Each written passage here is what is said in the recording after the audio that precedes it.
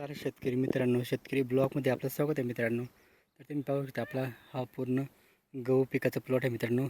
तर हा पूर्ण गहू पिकून आलेला आहे मित्रांनो. तरी आपण त्याला शेवटचं पाणी देत आहोत मित्रांनो, जेणेकरून त्याला पाणी कमी पडलेलं नाही पाहिजे, यासाठी आपण त्याला शेवटचं पाणी देत आहे मित्रांनो. कारण की गहू पीक आपला झालेला आहे, तर तरी त्याला आपण पाणी देण्याचा प्रयत्न करतो आहे.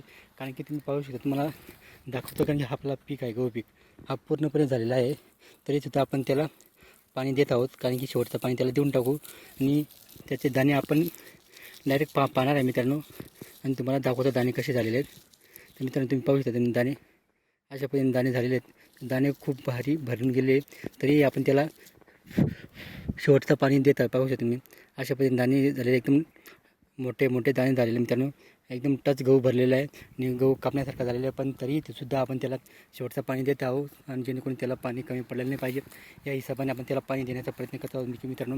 कारण की आपल्या गहू पिकाला पाणीपासून कमी पडलं नाही पाहिजे, यासाठी आम्ही शेवटचं पाणी देत आहोत मित्रांनो.